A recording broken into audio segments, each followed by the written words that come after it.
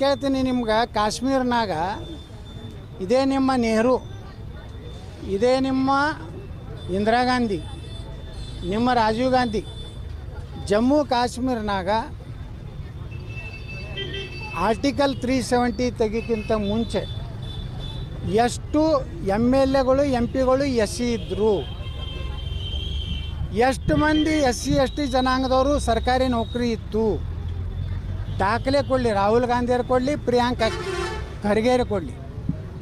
ಕಾಶ್ಮೀರದಲ್ಲಿ SC ST reservation ಇರಲಿಲ್ಲ. ಬಾಬಾ ಸಾಹೇಬ್ ಅಂಬೇಡ್ಕರ್ ಅವರ ಮನಸ್ಸಿನ ವಿರುದ್ಧ ಕಾಶ್ಮೀರಕ್ಕೆ 370 ಕೊಟ್ಟಿದ್ದರು.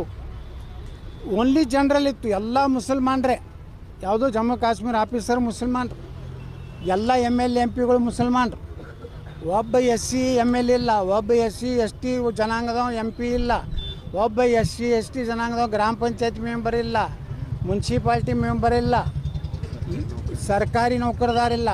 ಅಲ್ಲಿ ಮುಸಲ್ರು ಏನು ಮಾಡ್ತಿದ್ರು, ಮುಸ್ಲಿಮ್ ಸರ್ಕಾರಿ ಮುನ್ಸಿಪಾಲ್ಟಿ ಒಳಗೆ ಕಸ ಹೊಡೋದು ಪೌರ ಕಾರ್ಮಿಕರು ಅದಾರ ತಿಳ್ಕೊರಿ. ಆಕೆಗೆ 35-40 ಸಾವಿರ ರೂಪಾಯಿ ಪಗಾರ ಬರ್ತಿತ್ತು. ನಮ್ಮ ಹಿಂದೂಗಳ ದಲಿತ ಹೆಣ್ಮಕ್ಳಿಗೆ 8-10 ಸಾವಿರ ರೂಪಾಯಿ ಕೊಟ್ಟು ಇವ್ರ ಕಡೆಯಿಂದ ಕಸ ಹುಡುಕ್ತಿದ್ರು. ಅವ್ರು 40 ಸಾವಿರ ಪಗಾರ ತೊಗೋತಿದ್ರು, ಇವ್ರಿಗೆ ಎಷ್ಟು ಕೊಡ್ತಿದ್ರು? 10 ಸಾವಿರ ಕೊಡ್ತಿದ್ರು.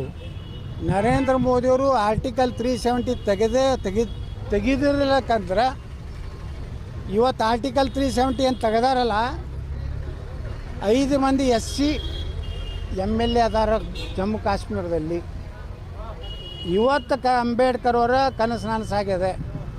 ಭೀಮ್ ಆರ್ಮಿ ನಿಜವಾಗಿ ನೀವು ದಲಿತರ ಬಗ್ಗೆ ನಿಮ್ಗೆ ಗೌರವ ಇದ್ದರೆ ಮೊದಲು ನಿಮ್ಮಲ್ಲಿ ಏನು ಸಾಬ್ರನ್ನ ಪದಾಧಿಕಾರಿ ಮಾಡಿದ್ರೆ ಮೊದಲು ಕಿತ್ತು ಹೊಡೀರಿ. ನಿಮ್ಗೆ ಹಕ್ಕಿಲ್ಲ.